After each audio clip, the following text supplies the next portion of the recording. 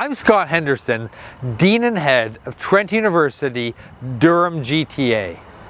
Welcome to OMA Honours and the 2021 OMAs, presented by Durham Region Economic Development and Tourism.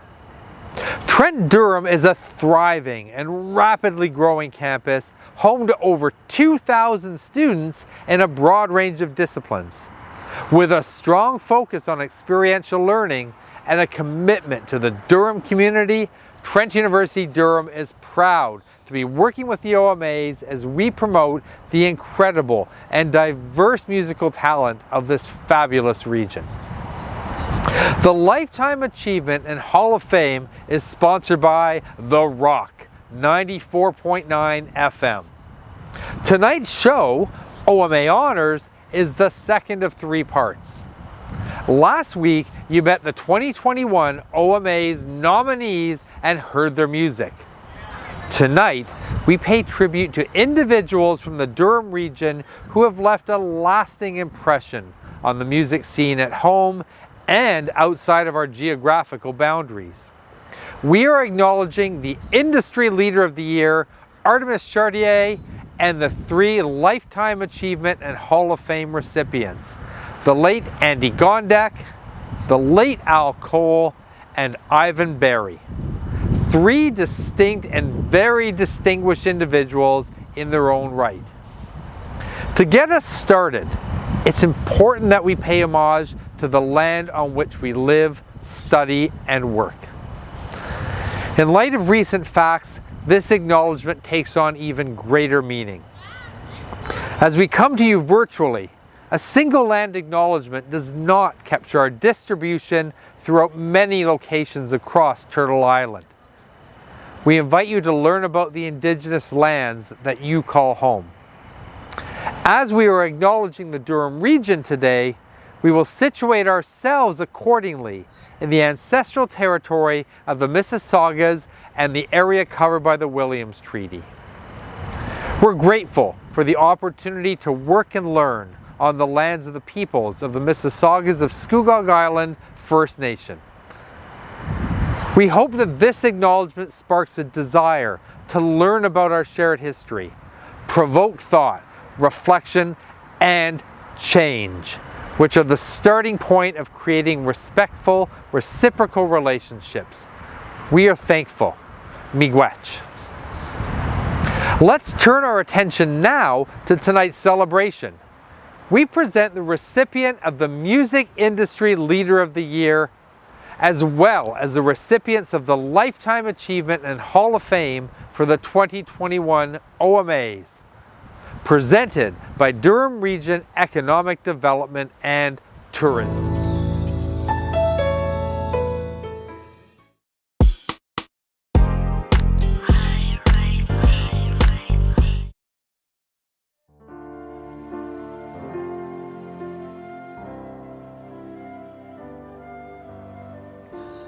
There's an artist a few of us know who loves music, treasures people,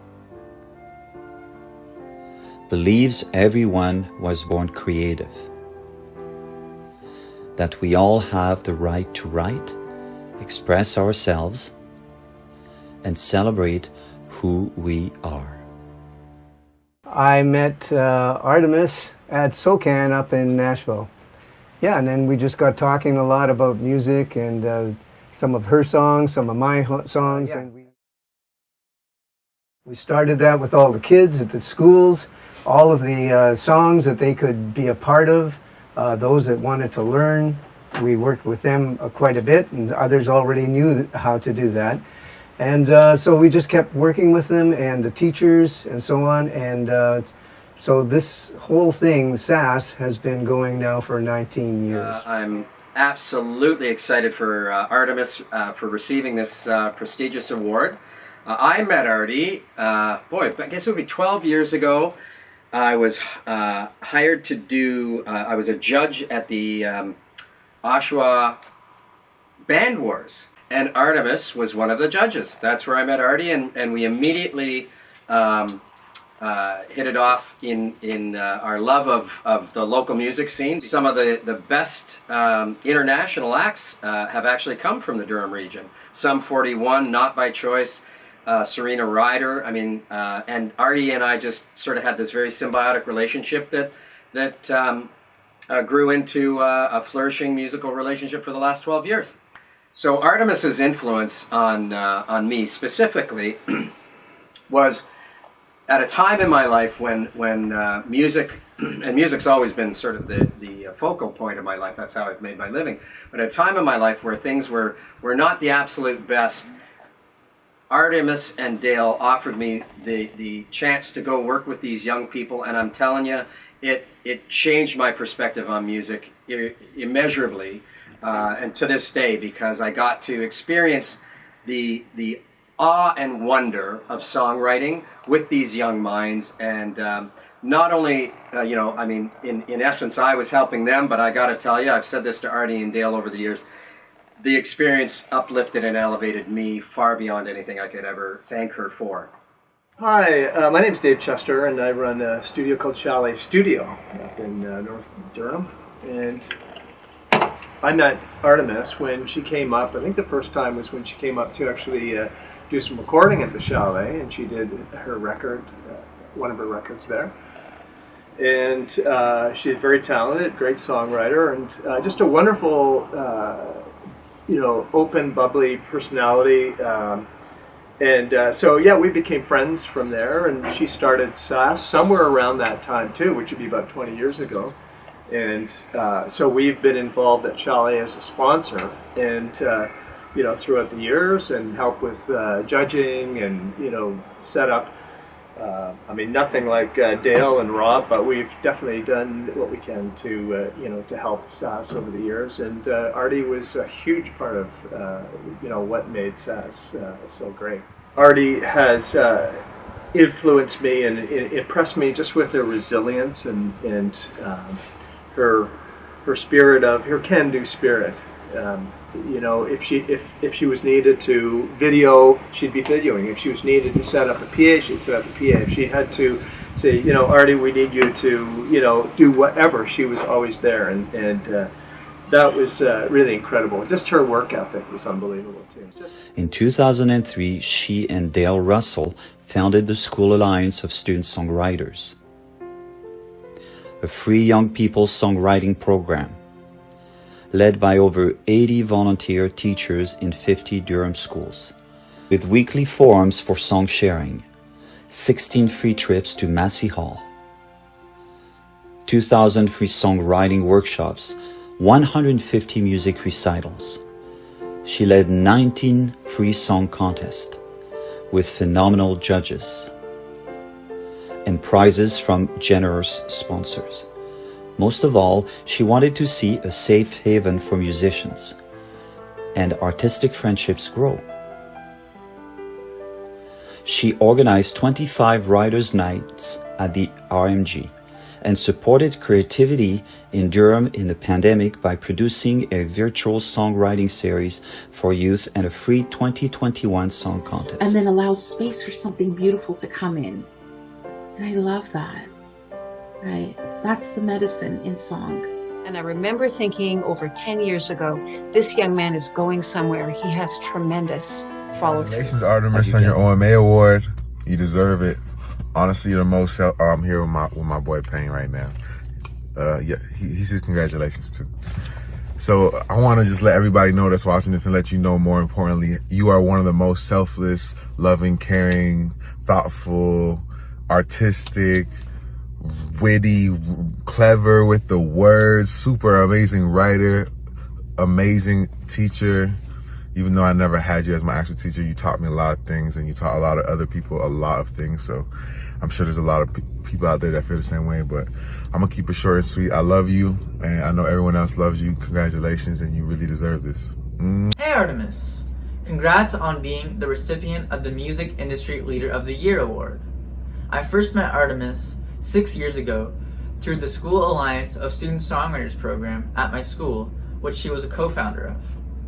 Artemis had a massive influence on me, as well as other members of the music community for her incredible amount of generosity and kindness, and the countless amount of amazing opportunities I was given, as well as others. Artemis was instrumental in me discovering songwriting, and it's something I can't thank her enough for, because it's become such a massive part of my life, and I don't know where I'd be without her. I would also like everyone to know that Artemis is one of the kindest, most genuine people I've ever met, and she's so deserving of this award after everything she's done for the community throughout her career. Congrats again, Artemis, on this high level of achievement, and thank you again for everything you've done. My name is Jonah Kassoon. Thanks for giving me the opportunity to say a few words about Artemis, because she's honestly the most lovely, giving person I've ever had the pleasure of being around. I met Artemis when I was in grade 9 through a club that she hosted at St. Clair Secondary School called SAS. We would meet once a week and everybody would share their ideas and share their songs and where they're at. The thing that really drew me to it, I think, was Artemis and the way that she carried herself and the way that she treated people. I think it really resonated throughout the whole club, where it was one of the few spaces where I felt comfortable playing a brand new song or just trying something new, knowing that it's not about the product, it's about like the idea and being a part of this community. The most important thing I want people to know about Artemis is that I think she's had a huge, huge impact on our local music scene. Like, yeah, I don't know. A lot of my best friends are people that I've met through SAS. I've been dating Mika for 8 years now. I got to know her a lot better through SAS. Like, it was just the best community you could ask for as a young musician. Years ago, when I was part of the School Alliance of Student Songwriters doing showcases at the backstage of the music scene in Whitby, Artemis has always been so supportive and encouraging of my music, and anyone who knows her knows how generous she is and how much she contributes to the local music community. Artemis, thank you for always bringing such a positive energy to the people around you. You truly are an inspiration. Congratulations. Have you guessed who we're about to introduce? Who not only loves her own family but has celebrated over 10,000 songwriters from Durham's family of musicians? Thank you, Artemis Chartier.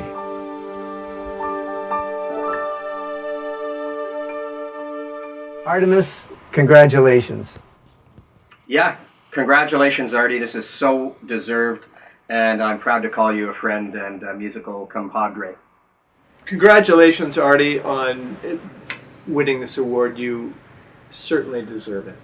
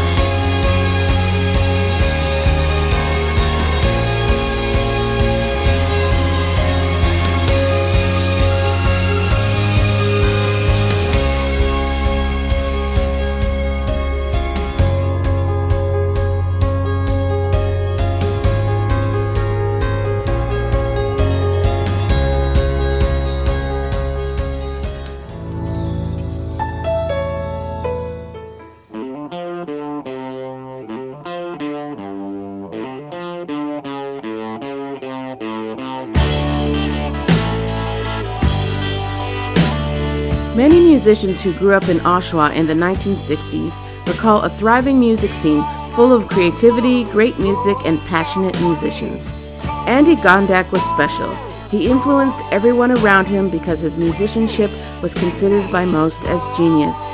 He played guitar, sang, and wrote songs. Gondek was known for playing live. He was a member of the Strollers, Moses.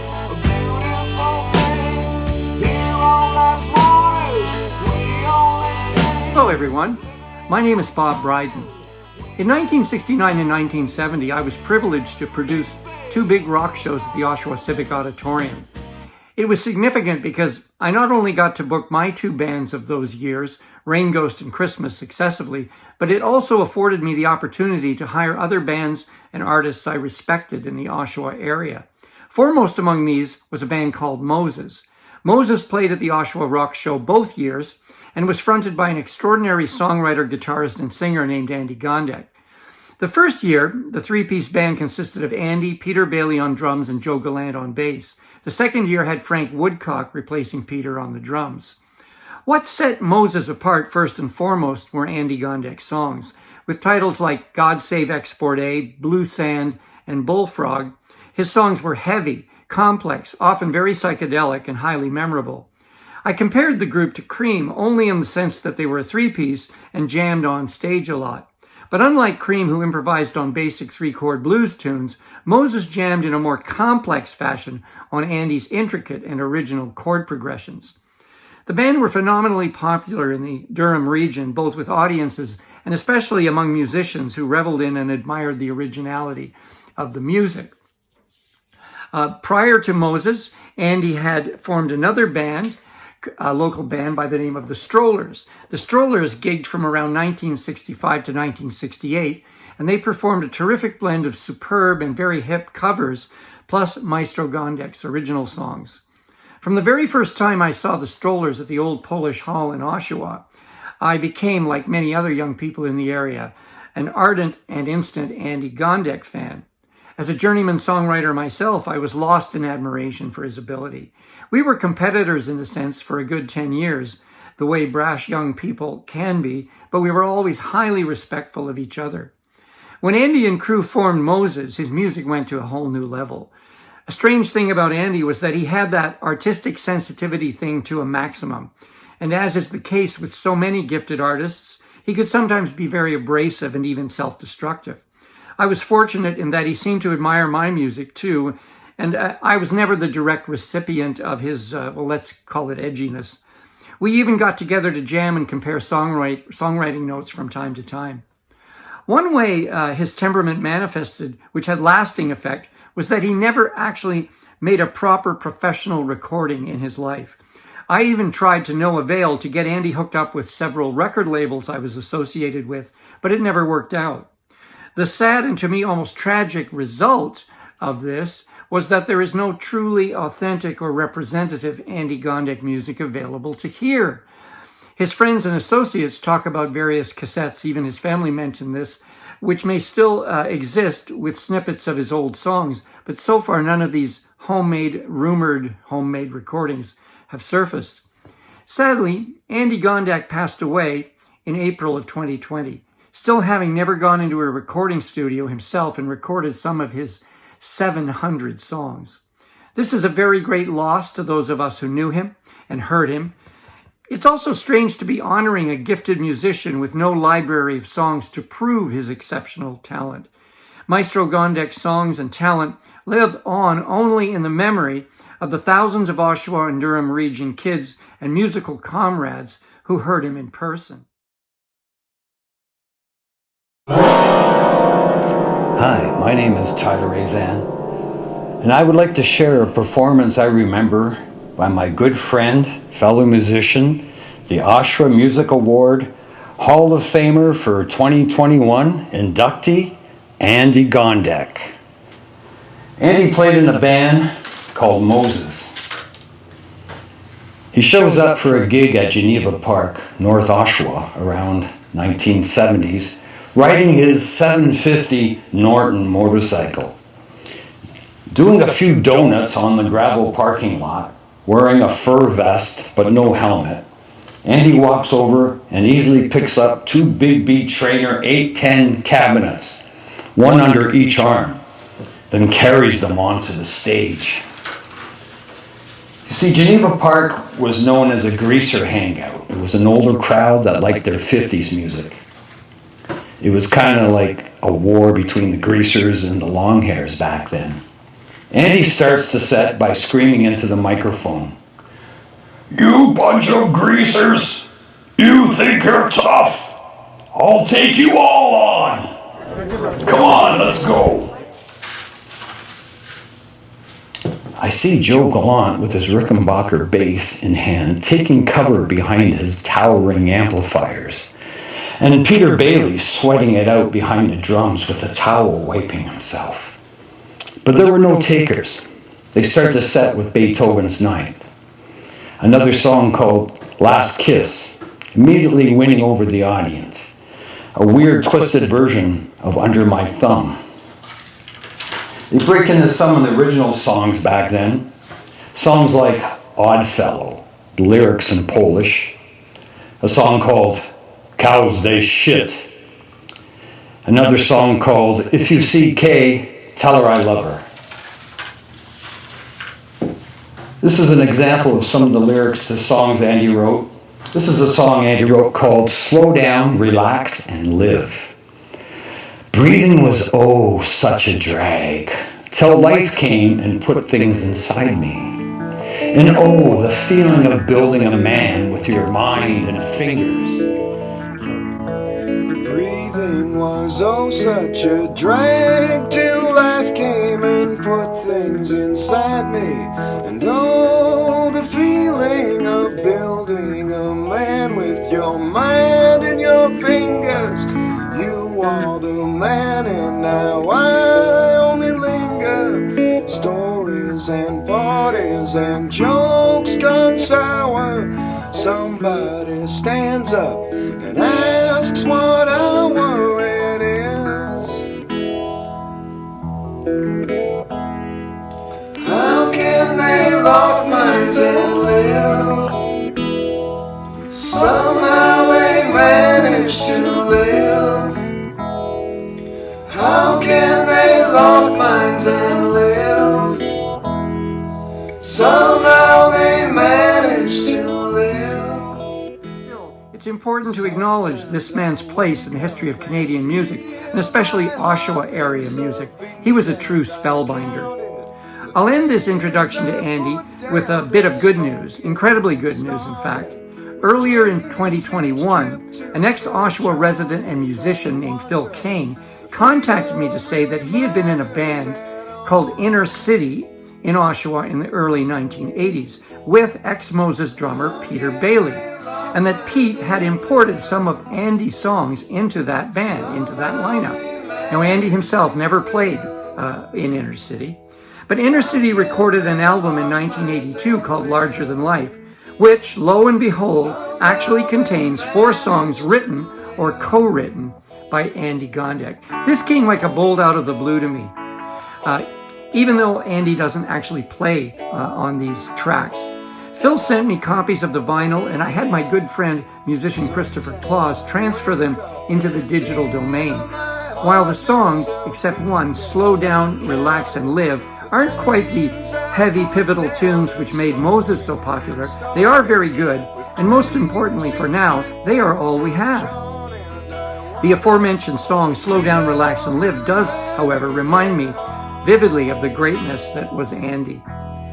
Slow down, relax, and live. Slow down, relax, and live. Slow down, relax, and live. Slow down, relax, and live. Slow down, relax, and live. Okay, so Andy would sometimes end a set with a song called God Save Export A. It was okay to smoke cigarettes back then. Everybody smoked. You know, you could smoke anywhere in hospitals, schools, at work, movie theaters, concerts. You could even see a person holding a baby with a cigarette dangling. So while singing Got to Save Export, got to save export, got to save export, God save export A. Andy Gondeck throws a large quantity of used export e-cigarette packages into or at the audience. Coming to a dynamic climax at the end of the song, they place their instruments in front of their high-powered amplifiers, then leaving the stage, causing enough feedback to shake, rattle, windows, doors, exit signs, lights blinking off, then on, taking the audience to a dangerous decibel level, well over 90 dBs, causing some to hallucinate. Later that night, these people would experience a ringing in their ears. In closing, let me just relate a typical kind of thing Andy would say. One day back in the early 1970s, when he and I got together at his place to talk and play music, Andy suddenly said, "Test of a genius is when you haven't seen each other for a long time, you get together and pick up the conversation right where you left off." Well, maybe Andy thought I was smart, but that seemed to be exactly what we were doing, but it was certainly the measure of his genius. It's my hope that I can meet up again someday with Andy Gondeck, perhaps in another dimension, and pick up our conversation right where we left off. Thank you very much. Slow down, relax and live.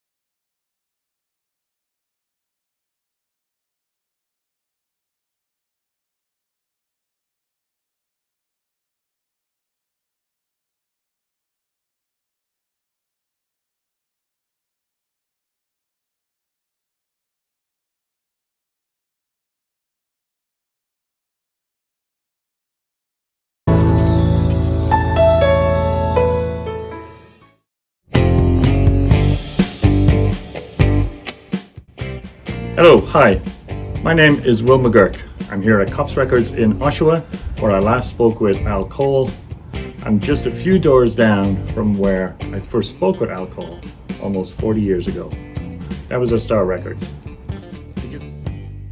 Independent promoter, graphic designer, music journalist, radio host, record label owner, and record collector. Welcome to the late Al Cole's world. Al Cole worked behind the scenes, always promoting the music. He helped cultivate and grow the music scene in Oshawa and the Durham region. It was the knowledge and passion that he brought to each conversation, each engagement with a fan that most people remember. Simon Oakes of Starkweather Fix writes, "I would see Al at shows over the years and his support for the local scene was unwavering. He always had music tips worth listening to and knew the latest thing going on. He booked shows at clubs and venues including the Moon Room, Star Club, and Velvet Elvis, as well as he was involved in festivals such as the Schwaltz. His flyer designs inspired other graphic artists, and in 2012, Cole's posters were part of an exhibition at the Forest City Gallery in London, Ontario. He would launch his own record label called Coltrane Records to issue the debut album for the blues punk duo Cattle, only because he was a fan of the band.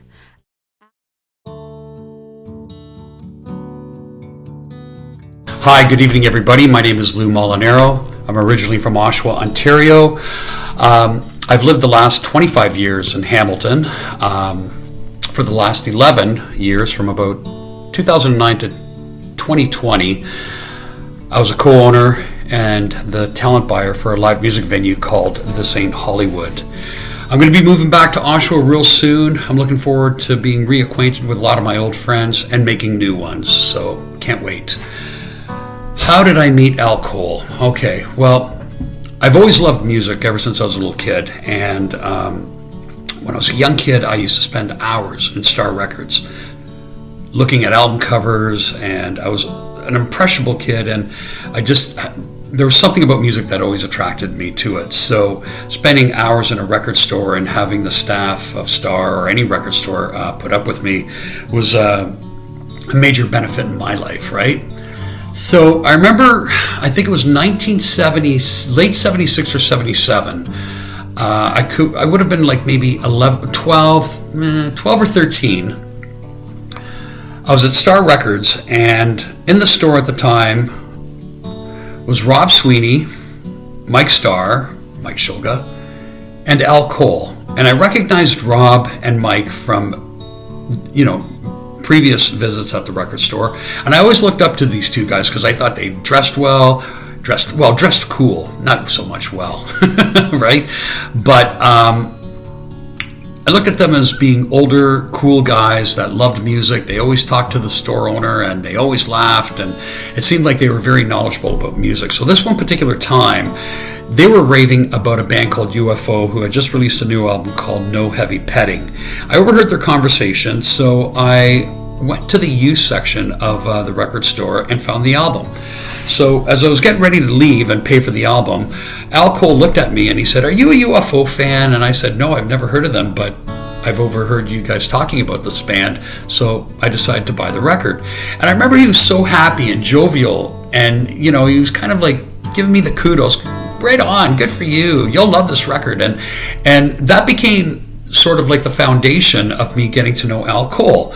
But when I think about the impact that he had on me and to this community, it's giving us confidence, thinking outside the box, supporting our art, whether it's music, film, TV, books, visual art. He always kind of taught us to think outside the box, just not relying on whatever mainstream media sources play or offer you. And that was something that was very important because it also gave us an opportunity to learn about ourselves, give us more confidence in ourselves, shape our attitude, and also be adventurous in life for the right reasons. All those bands that Al Cole told me about, a lot of them I went to see perform live, and that led me into becoming active in doing music, hosting shows, and then owning my own bar. And you got to give it to people like Al Cole and Rob Sweeney that always gave us those educational directions, leading us down the right paths musically. When I think about what Al Cole has done and how he should be remembered, he was a supporter of music for the right reasons. He would always not just promote a show, but support a show. Spread the word of mouth, play their music in the store, attend the shows, make posters. He had an incredible signature way of making posters. And you know exactly what I mean. When you saw an Al Cole poster, you knew it was an Al Cole poster. But that was just an example of who he was. He was genuine, he was real, and he was very generous with his time because he loved music. So we were very fortunate because we had someone as a visionary like Al Cole that not only supported these shows, but also taught us about art. And that's something that he really did not only 10 years ago, but 40 years ago plus.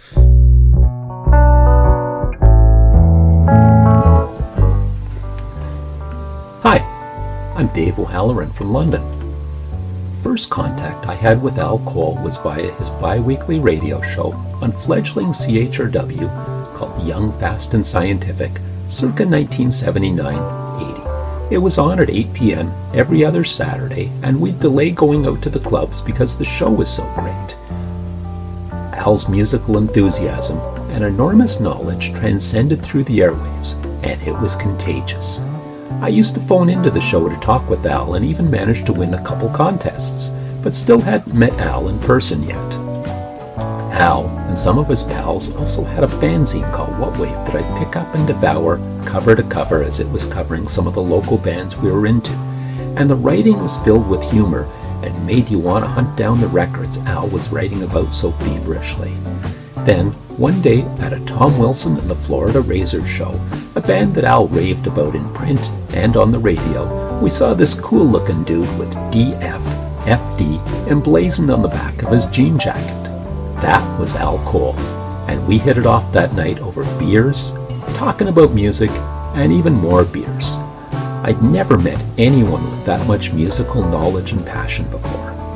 Although Al only lived in London for a few years while attending school, the amount of work and passion he put into the local music scene was tremendous. He did dozens of posters. Some of them were reproduced in the book Graphic Underground London, 1977 to 1990. He put on live events at several different venues, managed and promoted local band The Hippies, who released a record, did the What Wave fanzine, the Young, Fast and Scientific radio show, and finally, his own short-lived combo, the Blood Brothers, of which 2 members are still playing together to this day. When Al left London to return to his beloved Oshawa, he handed over the reins of What Wave to my wife Rena and myself to take over. He continued writing for us, usually under the guise of Bill Barr, not to be confused with the US politician of the same name. As Bill Barr, he would lovingly tell about visiting old dive bars, hanging out with the regulars, and drinking way too much. Ironically, 2 of the bars he wrote about later became popular hangouts with the cool people. Al, you left a gaping hole in the London music scene when you left us all those years ago. Congratulations from myself and all the people in London whose lives were positively affected during your stay here for being awarded the OMA's Lifetime Achievement and Hall of Fame Award. Congrats, Al Cole. I want to congratulate the OMAs for recognizing his achievement and all the efforts that he gave us in his lifetime. And Al Cole, I miss you, and I want to say thank you for everything you've done for me, because you've really built a strong foundation for me to do a lot in my life. I love you, I miss you, and Oshawa, I'll be back real soon, okay? Good night, bye for now. It gives me no end of pleasure to announce Oshawa's indie promoter and music lover, Al Cole, is now inducted into the OMA Hall of Fame. A fitting tribute to the man who left us way too soon, as to my mind, there would be no Oshawa scene, and no Hall of Fame even, if it wasn't for all the work Al did for all those years. So congrats, Al. I tip my hat to you, sir. Al Cole is the OMA's 2021 Posthumous Lifetime Achievement and Hall of Fame recipient.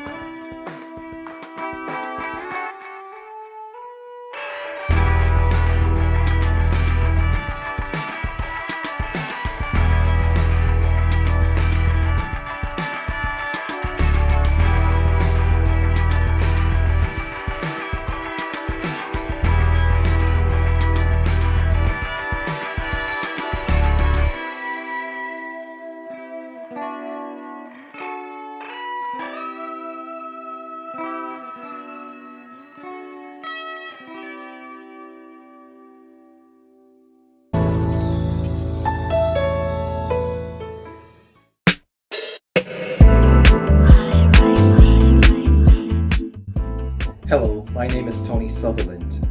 I've worked in the music industry for many years, and I'm currently a music business educator at Durham College in Oshawa. I am very familiar with the work that Ivan Berry has done as an artist manager, a music executive, and an entrepreneur. He has been a colleague and a friend. Ask anyone who knows him and they will say that Ivan was instrumental in creating and building a foundation for black music in Canada. Mishi Me, The Dream Warriors, Juno Award-winning Rupert Gale, Glenn Lewis, Keisha Shante, the many artists on the Rap Essentials or Groove Essentials compilations. So many have benefited from his knowledge and his energy.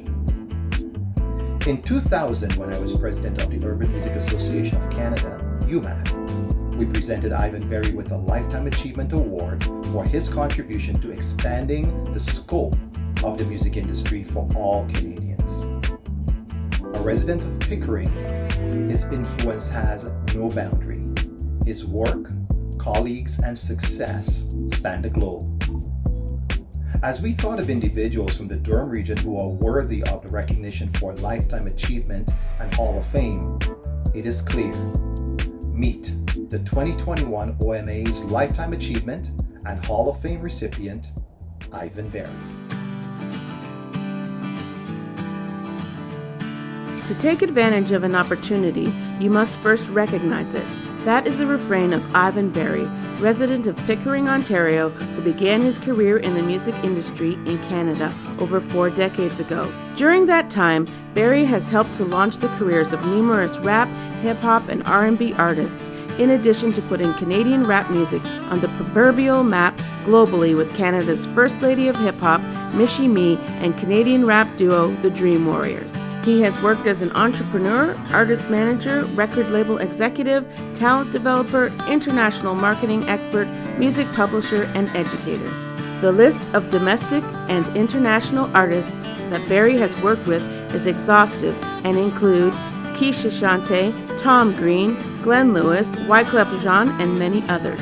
In addition to his philanthropy, Berry has held influential international positions at Sony BMG Music Canada and OMA Music Publishing.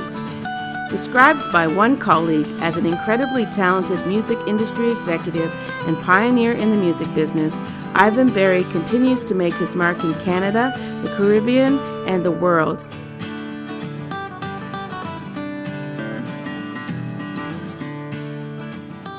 Ivan in Ajax, Ontario, where he worked as a DJ in a roller skating rink. A good friend of ours recommended him to manage us, and a little bit after that we became business partners. The thing that impressed me most about Ivan was that he was always willing to work with an artist from the ground up, which helped with the success of artists like the Dream Warriors, Keisha Shante, and many more. I think some of the lasting influence that Ivan Berry has had on myself and other people within the Canadian music urban space and Canadian music industry in general is the idea that there could be Black music at the forefront of major labels and Black labels in general. So having Beat Factory and having the ability for Black music to be grouped in hip hop and R&B and have whole compilation CDs be put out at the time was groundbreaking here in Canada. And I'm sure for a lot of the artists, the lasting influence and impact will be that for some of those artists that were on both Beat Factory hip hop and Beat Factory R&B CDs, this would have been the first time that they may have been put on a commercially released record per se, and especially a compilation that wasn't their own. And so I think that's a lasting impact. Just for the market to be able to know that that was a possibility is something that is going to reverberate and still does reverberate in the industry, because most of the people putting out records now didn't know that before that there were no such things being done in Canada. How did I first meet Ivan? I think our initial introduction was through a mutual friend, a very close friend of mine, Errol Nazareth, who at the time was a writer for Now Magazine and then the Toronto Sun. Aaron and I were very close, and he introduced me to Ivan. Ivan I knew as the head of Beat Factory Music and managers to the Dream Warriors and Mishi Me, and long list of accomplishments. Ivan's influence on me is pretty well the same as his influence on the music community.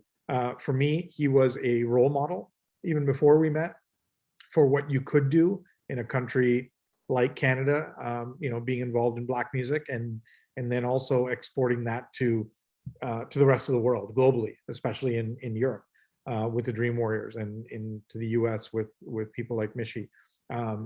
So, you know, he broke a lot of ground when in terms of you know, breaking artists globally, but also here on his a label, Beat Factory Music. Again, I can't put an actual date to that, but it was a while ago.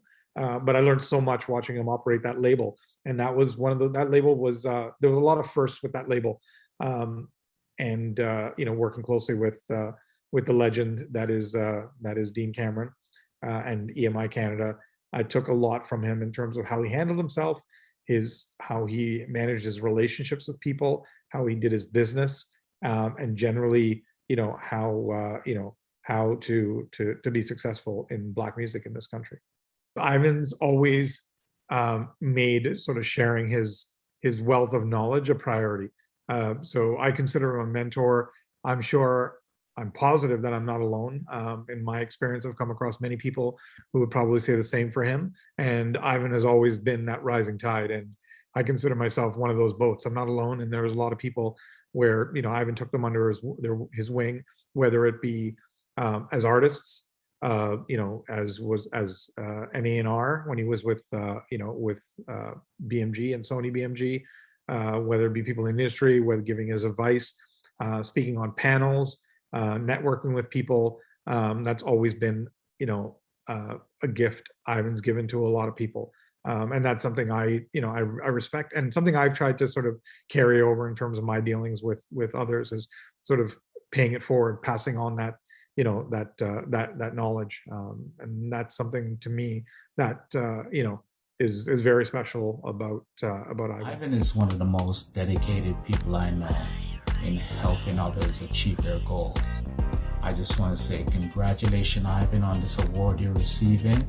You deserve it. All the best. Ivan, just want to say congratulations on this very well-deserved Lifetime Achievement Award from the Oshawa Music Awards. You have paved the way for so many of us, and you have mentored so many of us in this business, and some of us would not be here without your influence and even direct mentorship. I know that I very much appreciate, and lots of people appreciate, what you've done for us, and I hope you are enjoying your life on the islands, and congratulations once again. Ivan, my dear friend, and I would call mentor. I'm not surprised you're getting this Lifetime Achievement Award from the OMAs. I'm thankful you are. I'm thankful you're getting the recognition you so richly deserve. I'll say congratulations to you on all the hard work. And on a personal note, from me, thank you for being you. Thank you for being a mentor, probably one of the first mentors I had in this business. Somebody whose friendship I've valued over the years. You know, I'm tempted to make a joke about how you got this award and who you paid off, and thank you for everything. I don't see you as often as I used to, but thank you for all your years of friendship and guidance, and you know, going back to the Beat Factory days, and even as recently as, you know, a couple of weeks ago.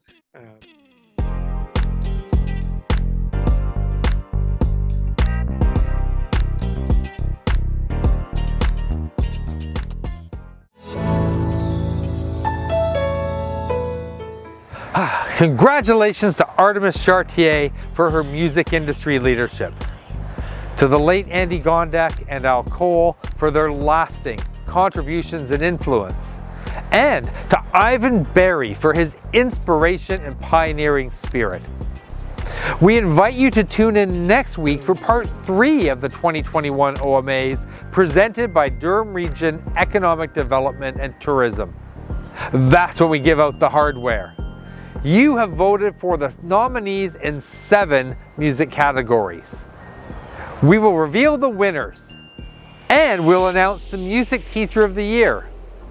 And we'll speak with the recipients and the families of the Music Industry Leader of the Year and of today's Lifetime Achievement and Hall of Fame Awards. That's all next Thursday, September 23rd at 7 p.m. on YouTube. Follow our socials at We Are the OMAs to get more updates. On behalf of everyone at the OMAs, I am Scott Henderson. Thank you for watching.